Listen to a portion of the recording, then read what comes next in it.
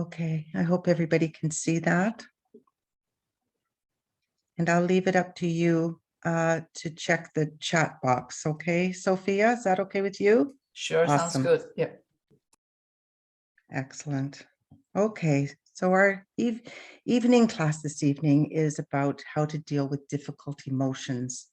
And it's part of our Heart Center Foundation. We like to put on some webinars and podcasts and different ways of getting out there and reaching people who are dealing with a lot at this time in the world. And, you know, with grief and loss, it's many, many things. Grief is the loss of a loved one, the loss of a job, the loss of who we thought we were. It could be a lot of different ways loss shows up, and how we grieve that is very individual for every single one of you.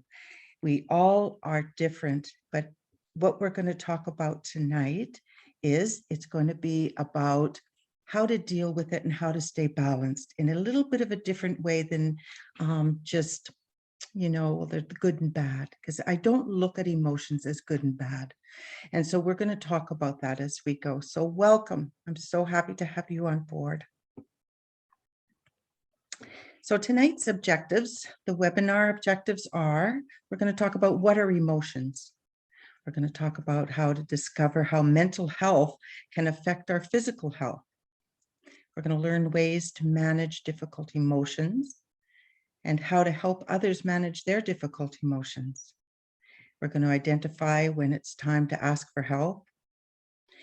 And we're going to provide available resources for more information. And please, if you have other resources that you know of, please put it in the chat box so that we can share it with everybody.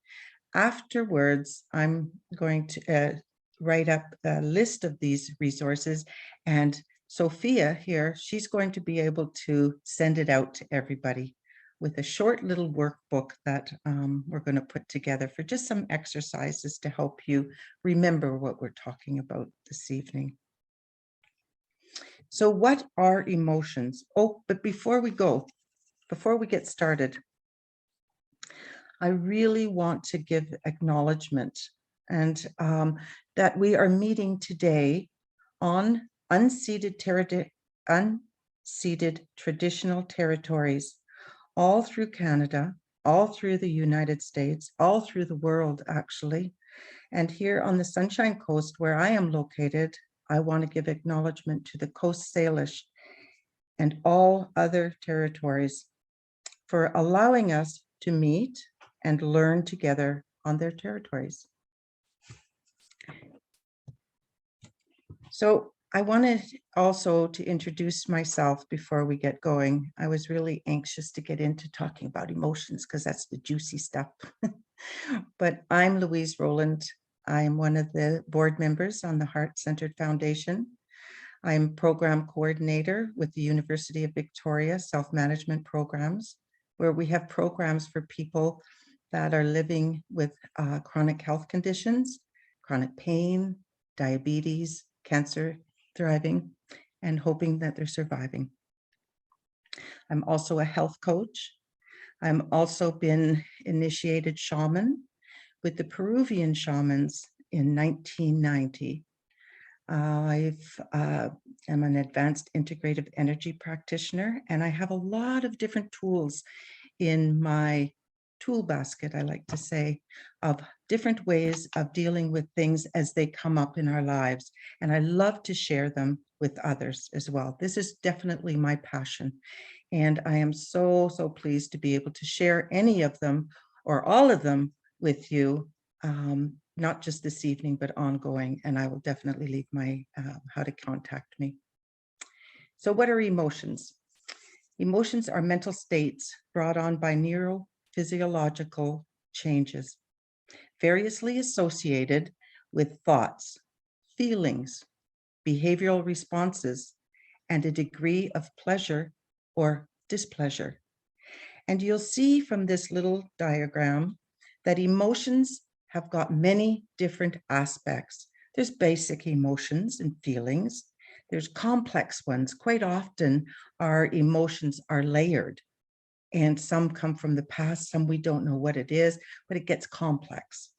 Then there's ambiguous, aesthetic, positive ones, and negative ones. And this evening, what we're going to talk about more is the positive and the negative emotions. And it's the way that I see it. And when we're going to talk about emotions, I just briefly want to talk about the emotional brain so that you understand how, like I find it fascinating, but I'm definitely not an expert in this area, I must tell you. But the emotional brain is fascinating when I started to study it, how the neurons move through our feelings and all the different things, where it gets centered in our memory. And I'm just going to talk to you a little bit about this right now. And it's the limbic system, also known as the emotional brain. So let's see here if I can say these big words properly. I'm not always all that successful, but I'll try. Okay, so here we'll see the thalamus. It's what relays the information. It acts as a sensory relay center, and it collects sensory inputs. Neurons then are projected impulses, and they relay these impulses onto the amygdala. You'll see that where it says amygdala at the bottom left-hand corner of the screen, and it's the emotion. Amygdala, it collects inputs and coordinates response. When stimulated, it then stimulates the hypothalamus. And the hypothalamus is where the fight or flight resonates. It starts off like this is where is it something that this emotion, is it fear, is it like, do I have to protect myself? It shoots out adrenaline, and all of that sends off the messages to the body. Okay, so this is how the brain works and sends messages out to our body. And it reacts that way very quickly, almost instantly. Okay, the hypothalamus is the memory conversion. It retains memories and it converts short-term memories into long-term memories. And it evokes emotions, different emotions. We might even think of the memory and tears might come. It generates the feeling or the emotion of what happened at that time when you're remembering a situation that might have happened in your life. You may remember the loss of a loved one, and there might be a feeling of sadness.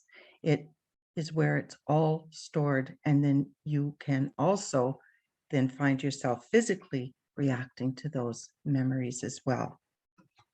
Now, it's interesting that if this is where it keeps the short memories, and it's the new memories are not retained if this part is damaged. Okay, so because the short memories then are converted into long-term memories in this area, what happens is if it's damaged at all, that's where people start to lose short-term memory that you'll find in people with dementia. The hypothalamus is 1% of the brain, but it tries its best to balance everything out.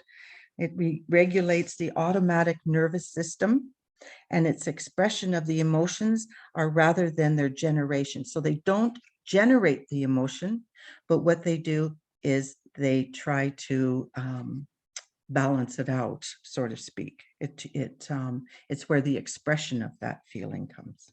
Okay. So there's a lot more that you can study if you are interested in this, because it is really fascinating. And there's a lot of research now that people are doing with being able to change your thoughts, how you can change your thoughts and your body will react to the change. And it takes, your body takes all of its instruction from the brain.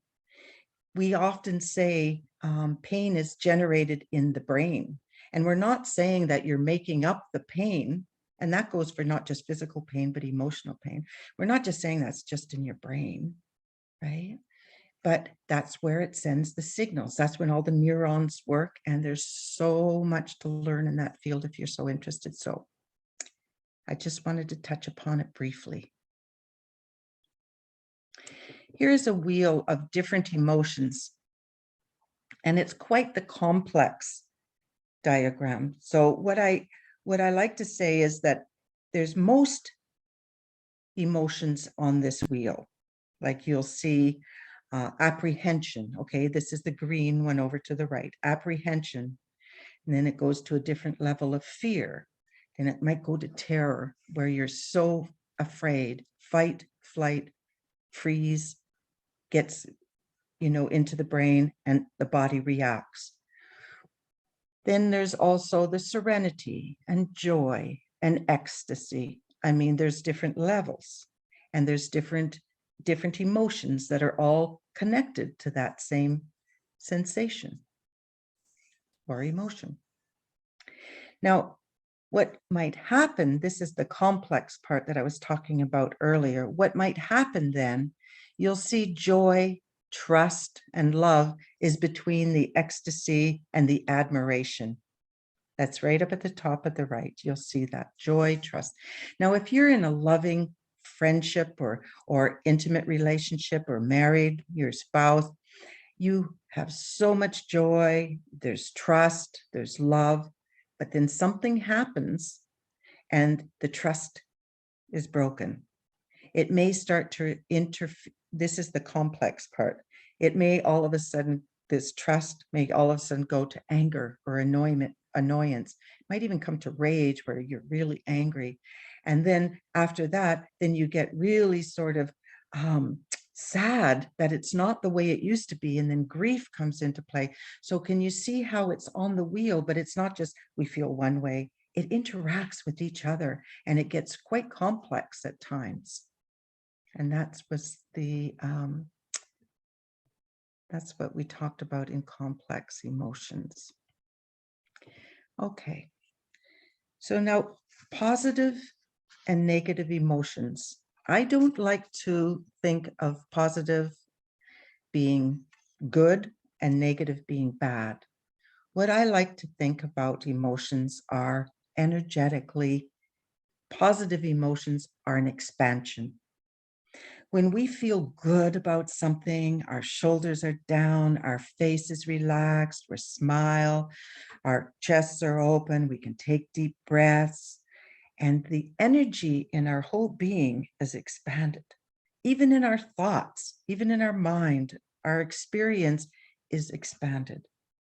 When we're feeling a negative emotion, like judgment, it hurts, or we have the grief, we've lost a job, things start to close in, we start to worry, what are we going to do if we don't have this job? Oh my God, everything starts to close in, and that's the contraction. It's not good or bad, it's what happens. And so the contraction, when it starts to happen, we then are not breathing, we're really upset all the time, we get really moody, we get all these kinds of things start to happen as we're tight. We're really tight. Then it starts to affect our physical being. Our energy centers all need to be open and be able to move because they feed oxygen, they feed good, healthy red blood cells to the different organs in our body. So what we really want to do is focus, if we're having a bad day, on where is our body. Use your body as a monitor. If you're like this and your shoulders are tight and you're like this and your face is like this and you're holding up your head, this is when you, okay, and just sit back. And it's not changing what's happening, but it's going to change how you react. And what you want to do is breathe. You can take 3 beautiful big breaths in through your nose and out through your mouth. Ah. And you'll notice your shoulders will automatically relax. And just focus on that breath 3 times. And you can even move your shoulders when you breathe in, move them up and move them back. Ah, like this. 3 breaths don't take long, but I guarantee that when something happens in fight, flight, or freeze, and, you know, something, has hurt your feelings, or you're not sure, or you're embarrassed, or feeling guilt, whatever it might be, those kinds of emotions, take 3 minutes, 3 breaths. It only takes a few minutes. You will have a different perception of what's going on. And what you're going to try and do is balance the positive and the negative. You can see this is where we want to get to, homeostasis, because when we get to that place where we're open, that's where magic happens. That's where miracles happen, in not only just in our idea of the difficult things that's happening, but that's what happens in our whole body. All our energy gets the message like, okay, I'm safe. Now, if you're being chased by a bear, you're going to be breathing heavy as you march on the other way, right? You're not going to be sitting back saying, okay, I got to stay here and roll my shoulders. And that. There's going to be situations where you're going to need to react quickly. No guarantee, that the breathing is not going to happen at that time. But I promise that once you get to safety, the bear moves on the other way. The bears in Canada, they don't, like, unless it's a grizzly bear, of course, they're a little unpredictable. But bears just want to go the other way. But when you get safe in a safer situation, breathe. Take those 3 breaths. No matter what's going on, take your time. You deserve that. You will do much better with the breath. Breath is our life. It's our lungs. Our lungs represent life, and we want to be really good to our lungs, especially at this time with the state of the world and all that's going on. We want to have good, healthy lungs. Okay. So how do we create positive emotions? Okay, you can change your state. You can absolutely change your state by your thoughts. Expanding, right? The breath. Your chest will open, and the heart center is in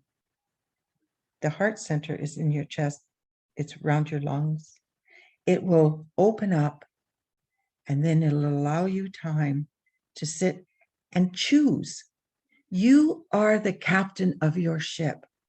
You can choose the emotions that you're going to feel. They might just automatically set in because we're not children. We're we're multi-layered, and these emotions come from, maybe as a child you were told that you were never good enough, you weren't perfect, you didn't belong, you might feel not loved, and all of these emotions, and something might trigger that feeling again in you. But you are in charge. You can identify, and you can change your state. Yes, own your power. Be that person that can just say, okay, this is happening. It's triggering something in me right now. I may want to look at that, because that is an opportunity to learn about ourselves, for growth.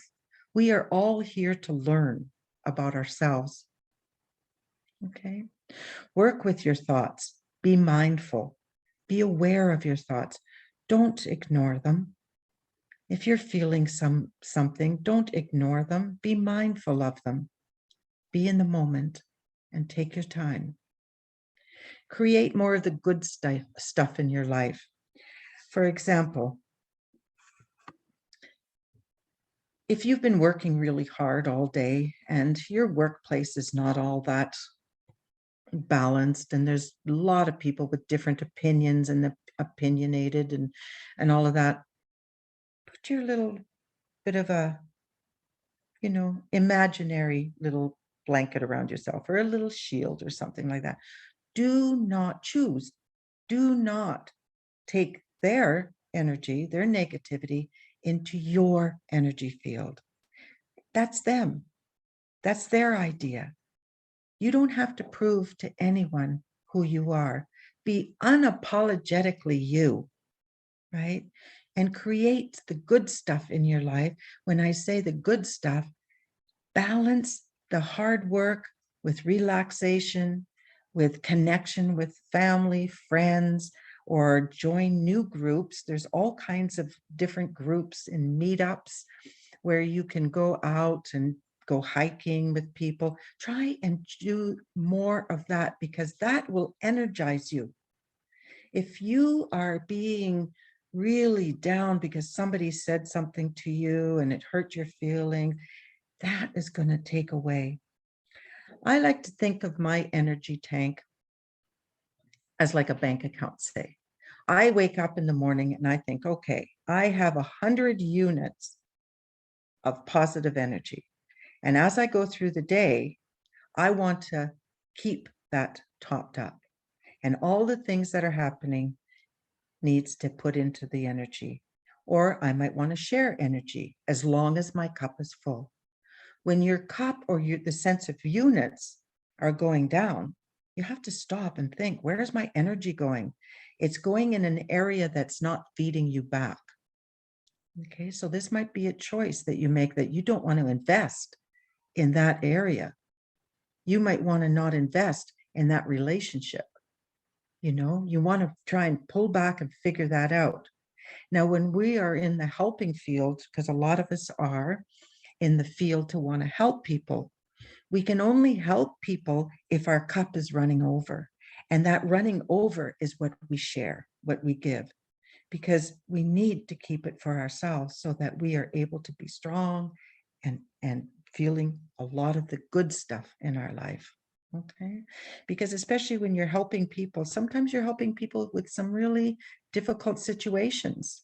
It's so important to be able to listen and to allow that person to have their own energy, to allow them to heal their own way, no judgment, and just listen, but do not take it on. Create more of the good stuff in your life. And I'm sure, you know, we can share all kinds of good things, because everybody will have a different idea of what's a good stuff in their life. Again, we're going to talk about different ways of creating expansion. Notice your self-talk. Listen to what it is that you're saying to yourself. Are you being kind? Are you being judgmental? Are you doing something that you really don't want to do and you're really regretful? What is it that you're telling yourself?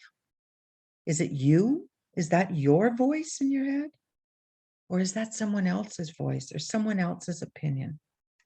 Take notice, be aware of what's going on in your self-talk.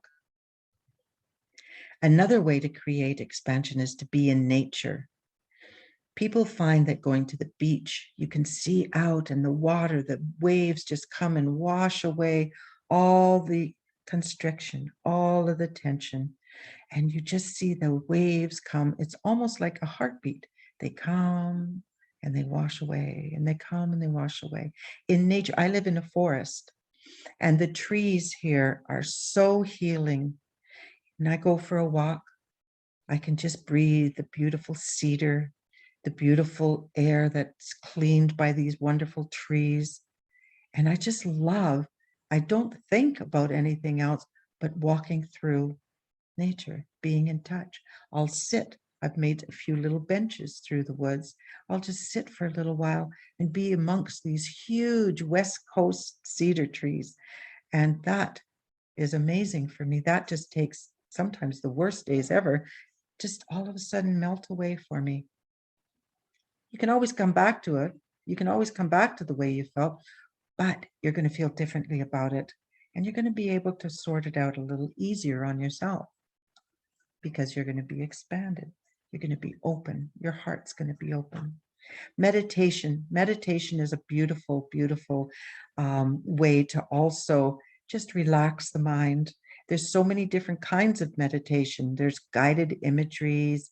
There's just, you know, meditation where you just breathe. There's meditation where you can listen to some music. It's different for everyone. Okay, but you can find a lot of different kinds of meditation if you haven't tried already. And I'd love to hear about the different meditations if you have tried. That'd be great. Start a gratitude journal. I remember the first time someone mentioned to me, oh, just when you're having a bad day, write down the things that you're grateful for. And I thought, ooh, I can't think of anything when I'm all uptight. And that's when I learned about expansion. Then the things come, but practice, like just fake it till you make it. Think about something, like even a little thing, like, okay, it got light this morning, the sun came up, or even if there's clouds, it's still lighter. I'm grateful for that. Start with the smallest things, and then you'll notice that you'll start to be grateful for many, many things. Just the other morning, I got up and I was getting ready for my day, and I thought, how lucky am I to go into a washroom, turn a tap, and this hot water comes showering all down around me. Wow, that is amazing. Not everyone has that, but I felt so grateful for that. So writing a gratitude journal is not just being grateful of the things outside of you. Think about what you're good at. Think about your passion.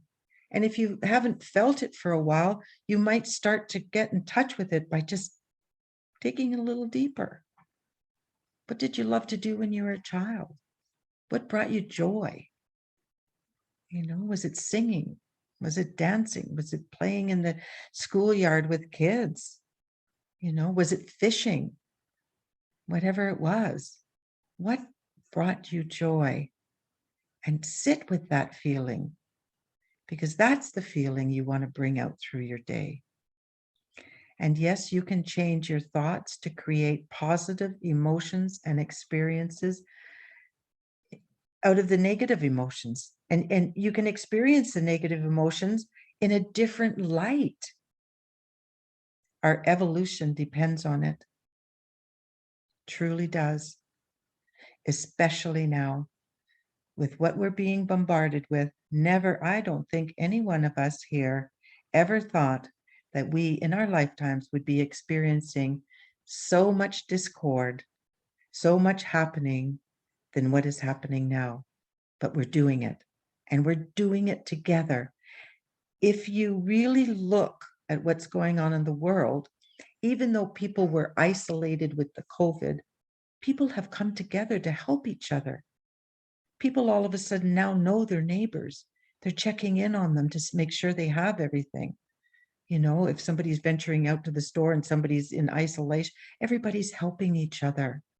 And we need to help ourselves so that we've got that overflow. And truly, our evolution depends on it. We really, really need to be strong, and we need to be clear, and we need to be kind and bring out, and you already are, but that's what we want to bring out. Okay, it's really, really easy to go down that slippery slope. So remember these things. You're worth it. So when you are looking at well-being, it's not just your emotions. Okay, emotions play a part, and it also reflects on all of these areas in front of you. Enhance your health hygiene. I mean, just even washing our hands, not washing our hands because we have to, because we don't want, germs or virus, but just feeling that warm water and feeling clean.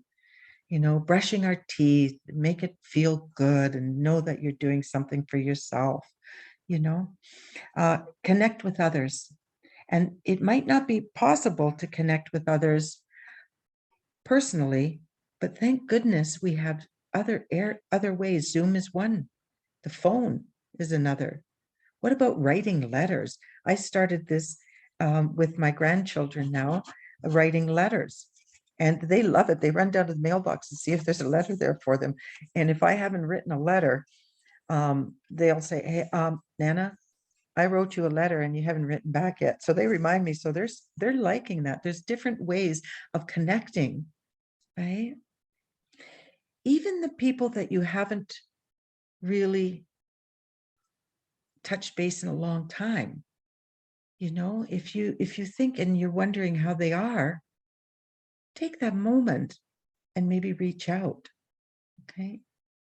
Nourish yourself. It's so important to eat well, And know that when you are putting something into your body, this is going to feed your organs and all of that, but it's also going to feed your mental health.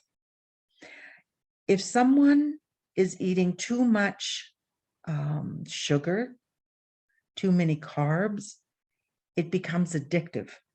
And people then start to eat more and more and more of that and forget about our lovely green vegetables like the broccoli and that little round thing. And, they forget about all of this. And when they're in the grocery store, holy, all the aisles loaded with chocolates and things like that, like that's the aisle you go to. And then you get home and you forgot your broccoli and you forgot. No, eat healthy. Your gut is so important to keep clean and healthy. So look at different ways, and everybody eats differently. Everybody has different favorites. I'm not saying, you have to eat this way, you have to eat a certain diet. No, just eat healthy and well. Support your mental health. This is so important because, as we spoke about earlier, it's amazing how our brain relates to our bodies. Okay, so for example, if you're in pain, it's in the mind. But there's other things about our mental health. It's our thoughts. Watch what it is that we're thinking again, and self-talk, because your body only responds to those thoughts. So if you're talking to yourself, oh, you're so useless and this and that, you'll notice your body starts to respond to that and you start to get really closed.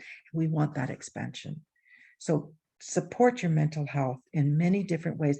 And if you come to a time, everybody has down days, but if you come to a time when there's more down days than not, that's time to ask for help. Okay. You want to move your body. I have a funny story. My grandmother, she, well, it's a very powerful story. Actually, it stayed with me now for years, but she lived to be 99. She was almost 100. She had all her faculties about her, and she was quite funny, quite witty woman. And I asked her, what did she contribute to her longevity? And you know what she said? You've got to keep moving and do not harbor those useless emotions. I said, what do you mean? She said, like guilt and shame, or I should have. Forget it. She said, be good to yourself and keep moving. Keep moving in your mind. Keep learning new things, but keep moving your body. Even if it's a little walk, don't become a couch potato. Just keep moving, she said. Another thing that we want to remember is to get a good night's sleep. This is when our minds have a rest. This is when our bodies are healed, and our mind. Our mind, it has the chance to just clear away and get everything tickety-boo if we've had a good day. Have a good routine at night. When it's time to get ready for bed, have a regular schedule, have your rituals, turn out the light, at a certain time. Make sure that you don't have, too many. They say the technology, like if you fall asleep with the TV on, that's going through your mind and you're actually listening to what's going on. And it can sometimes implant itself and create dreams about what's on the TV, So you want to turn the TV off. You want to have a nice routine, have a good night's sleep. If you're having trouble sleeping, definitely check in with your healthcare provider. Maybe there's different herbs or a different routine that you might want to try. Try not to take sleeping pills because I think they become quite dependent, addictive as well. But there's different ways of trying to get a good night's sleep if you're having trouble. Because if you're especially inundated with difficult time in your life, it's harder to get to sleep, but regular routines are going to help. Protect your lungs. If you're smoking, please try and see a way that you can cut back or quit. Smoking is really definitely not good for the lungs. Another way that you can protect your lungs is by household cleaning products, or any sort of products that you're cleaning in your yard, or, whatever it is that you use. The chemicals that are used, I mean, wear a mask if you have to, okay? But definitely protect your lungs. When your lungs don't do well, your whole body won't do well. This is where oxygen is turned into energy. And so if your lungs aren't working, then we're not going to have energy. And every cell in your body needs that energy to be healthy. So it's a really important aspect of health. Consume responsibly. I mean, everybody loves to have a nice sort of celebration, and if you want to have a drink, there's alcohol, or now in Canada anyway, it's legal to, have marijuana products or eat something. Fine, but responsibly, okay? If you're going to overdo it, what happens is people think, oh, I'm going to have a few drinks because I've had a hard day. Well, guess what? Alcohol is actually a depressant. So you want to do moderate, you want to have a nice drink, not saying quit drinking and all of that. I'm saying have a nice time, treat yourself well, and consume responsibly.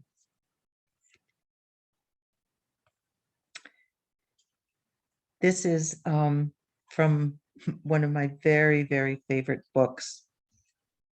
And I have it right here. I have it very close to me all the time.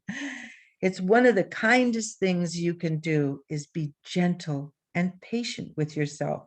And that comes from one of my very favorite books. I actually bought this book for my grandchildren, and it's The Boy, the Mole, the Fox, and the Horse. And it's by Charlie Macary. And I read it to the kids and they love it because every single page has something nice. And it's these people, the mole and the fox and the little boy, and they just talk to each other through the book. And it's all these profound, beautiful things that they talk about. And so when I read it to them, I might go and, tuck the little one into bed, or sometimes when even the older ones, even my 19-year-old granddaughter loves this book. So I sent her a copy, but I always bring my copy home. I love it so much. Oh. So this is what I mean about finding the things that bring you joy. Okay, when to seek for help. Oops, sorry. Oh, I'm going the wrong way. Sorry about that. Okay, so when to seek for help. When you have excess worry more days than not, okay, definitely ask for help. And when you want to ask for help, may I suggest that you ask for help from someone who is not entwined in the situation. For example, when someone in your family has passed and you're having a really difficult time with it and you need to talk to somebody about it, it's best to talk to somebody outside of the family because they're going through their own grieving. And so the information and the support that they can give you sometimes might be limited because they're focusing on themselves. And then you would take it, oh, they don't care about me or whatever. So it's always a good idea to get outside help in some situations when there's people that are involved in the same situation that you're in. When you're withdrawing from your friends, family, and public, I mean, hey, sometimes we want to just have a nice quiet night, especially if you're an artist or a writer or anything creative, we want that space. I call it that sacred space for me, where thoughts, inspiration, intuition, all of that comes alive. And so it's nice to be away on your own in a quiet space. But when you're away from your friends and family, and even just the public, you don't even want to go shopping anymore. It's just like, oh, just eat a can of fried beans or something for dinner. I don't even want to go out. I don't, I need groceries. If that starts to happen, it's a time to ask for help. Okay. You don't have to go through it alone. Fatigue. Now, fatigue is a little bit different than just being tired. You can be tired, you can be exhausted, but you get a good night's sleep, you wake up, you feel not too bad. Fatigue is when you've had a good night's sleep, you wake up in the morning and you've slept already like 8, 9, maybe 10 hours. You get up in the morning and you're like, oh, I can't. And you go back to bed. I've had days like that where I was just exhausted. But when that happens for more than 1 or 2 days, if it starts happening like for a week, you need help because it might not even be just the emotional stuff. There could be something else physically going on with you, and you need to get help from your healthcare providers. Strongly suggest that you get that checked out. Difficulty concentrating. Our minds, despite what people say about multitasking, our minds can only focus on one thing at a time. But sometimes our minds just shut out. And we've all had times like that if we're tired or whatever, or if we're reading something that we don't really particularly want to be reading, but it's essential for a project that you're on or something like that. But when you find that it's difficult to concentrate and you're having difficulty reading, like you have to keep reading the same page over and over and over again, and it goes on for a while, ask for help. Your moods, if you're moody, sad, irritable, grouchy, and it keeps going off and you're alienating everybody in your life, it's time to ask for help. And this could be just a simple, revamp with your hormonal system might be off balance. It could be something else, sugar levels, it could be whatever, but ask for help. It's time to seek help. Sometimes you cry more often for just no apparent reason. You just want to cry. I felt like that. I've been in the grocery store one time and I heard this little baby just crying, and you could tell that child just wanted to go to bed, was just like, crying and crying. I felt like that sometimes, just wanted to cry because I was just so tired and just whatever. But when you're crying just for no reason, no apparent reason, you have your reason, but I mean, it's just life is too much, then get help. Body aches. That's exactly what happens when you're in negative emotions, in a negative place. I say negative, in that place of constriction. Okay, the body hurts, it needs to move, but it'll be holding for a long time. And the body will start to ache. Your joints will be stiff. You're not moving. You're not getting out walking. You're not eating what you used to. The body needs nutrients. The body needs rest, and it needs to move. But if it's not, the body starts to hurt. You need to ask for help. Suicidal thoughts. Now, if the truth be known, I think a lot of us have sometimes said things like, oh gosh, I'll be just so glad when this is over. And people all of a sudden think, oh my gosh, they're talking about suicide. You might be talking about a specific situation that's going on in your life. And sometimes people do think about, I wonder what it'd be like if I just jumped off that bridge. Sometimes that happens. But if you have suicidal thoughts, or you know of someone who has suicidal thoughts, talk to them. Ask them, are you serious? Is this something that you've been planning? Is this something? And really talk and listen. Don't be afraid. Okay? Because you might be able to save someone's life, and you might be able to save your own life. If you get to that place where you're starting to really start to plan things, ask for help. Share it with somebody. Just tell somebody, this is what I'm going through. And there's crisis lines. There's mental health programs. There's different people that you can talk to if you don't want to talk to your family about it, because we're always so protective of our family. We're so protective of our friends, but talk to somebody, get help. You are absolutely worth to living. There's much more in life to live. So finding yourself is not really how it works. You aren't a $10 bill in last year's winter coat pocket. You are also not lost. Your true self is right there, buried under cultural conditioning, other people's opinions, and the inaccurate conclusions that you drew as a kid that became your beliefs about who you are. Finding yourself is actually returning to yourself, and unlearning and excavation are remembering who you were before the world got its hands on you, is finding yourself. Now, when you think about a brand new baby that's being born, right? They're born and they're looking around and they hear their mother's voice or their father's voice, and they're really curious and they're wide open, right? Nobody has told them, you know, that they are being silly. Oh, stop talking. Or, oh, you know, you're not very good at singing. Don't sing. Nobody's told them that. They're wide open and they're fresh. Come back to that state.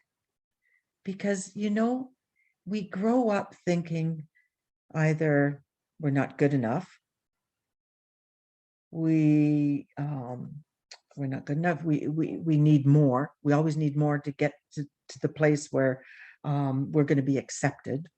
We have to prove ourselves. We're unlovable. We don't belong. You know, there's different groups you want to hang out with, and oh, you don't belong, and that stays with you. That really is the basis of a life of not being yourself. That's a life of what this is saying. If it's everybody else's thoughts about you, find yourself. I want to encourage you to really go inside and find yourself and have joy and have the life that you desire. Have the life that you really, really are happy. It's not always easy.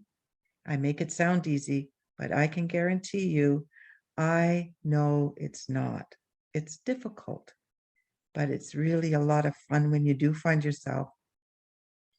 Actually, it's really fun when you can go out there and play without not caring what people think. Be unapologetically you. Be who you are. And people will love that. They will be so inspired because it takes a lot of courage. So the objectives of our little chat tonight was, what are emotions? Discovering how mental health can affect our physical health, learn ways to manage our difficult emotions. We talked about learning how to help others manage theirs, identifying when to ask for help, and to provide resources for more information. So what I'm going to do right now is I'm going to show you some resources. Please send us or in the chat box, or I'm going to give you my email, and we're going to send you out a list of these resources. But the more resources we get, the more we can share with people. So please, it doesn't matter what country you're in, what province you're in, definitely send us the resources that work in your area. Because even this morning, right, Sophia, this morning, we had people from Turkey, we had people from England, we had people, oh gosh, we had people from all over the world, and it was amazing. So they're going to send their resources, because who knows, there may be somebody else in Istanbul wanting to ask for help, and we can actually provide a resource for them in their area. So that is our goal, and that's what we hope, that you will share your resources as well. So here's some of the ones that we've come up with. I haven't shared with you about ACEs, but ACEs is Adverse Childhood Experiences. We at Heart Center Foundation had a session about this earlier in the year, or was it at the end of last year? Anyway, and what it was is, when children are young, the adverse experiences that they have in their life start to really affect them. Now, there's a questionnaire with 10 questions, and people who score a score of 4 or 5, especially like 5, but 4 or higher, are 83% sure to develop chronic health conditions as an adult. So there's a lot of work that's being done with our children to help them, because we don't want a nation or a world filled with chronic conditions. We want people to be able to resolve, to be able to know that they do belong, that they are loved, that they are enough, that they are unique and we appreciate it, that they're inspirational, that they're in the right place and they're going to be healthy, cared for, supported, and make it real for them. So this is the second one. This is the TED Talks, Dr. Nadine Burke Harris. And she has a YouTube and she can talk about it much better than I can. I tell you, she's such a good speaker. She does such a great job in this video. If you can, see her in action, it's amazing. But she explains it very nicely. The Emotional Brain is a website that you can look and get more information on what we talked about, how the brain works and how it, connects with the body and our emotions, not just our emotions, sorry, and our souls, our spiritual selves as well. Heart Center Foundation for Grief and Loss, and that's us here. And that's our website. Medicine Bear Gardens, that is my practice, and that's my email address. My website is in the midst of being complete. It's almost there. Takes a while. I'm a little bit of a perfectionist, I guess, as it goes, but either that or I keep changing my mind to the way I want to put it. But anyway, it's coming. And then there's the crisis line for BC, and then the mental health support for British Columbia as well. But definitely, I would like to expand that list. Okay. So I'm going to turn it over now to all of you to see if we have any questions, insights, aha moments, anything that you would like to add. I'm going to stop the share. Is that okay, Sophia? That's a brilliant idea, Louise. Then it's easier for everyone to see. Yeah. There we go. There we go. Okay, so does anybody have anything they'd like to share? Is anybody there? Hey, Okay. I'm here. Oh, good, good. Okay, Ellie, thank you. Can you? Hello? This is Yeah, Ron. She can't hear me. I can hear you. Oh, yeah. I was just going to say, when I meditate, sometimes I'll go to the 432 hertz music, right, on YouTube, 432 hertz, and just listen to that in the background. There's one with a picture of whales on it that's like in space. It's really crazy, but it's just soothing. I don't know. I can just sit there and listen to it, and just makes me feel better. Beautiful, beautiful. That's yeah. Great, thank you, thank you. Mhm. Yeah, YouTube has got quite a few that are amazing. We're getting some really good connection, really good links in the chat box. Are you getting those down, Sophia? Yeah, Yes, beautiful. I am. Thank you, Ellie. That's amazing. And Michelle put some in there. Thank Yeah. you. Yeah, that's great. Really appreciate that. Okay. Anybody else have anything they'd like to share? I guess we could stop the recording. Can we stop the recording now? Yeah.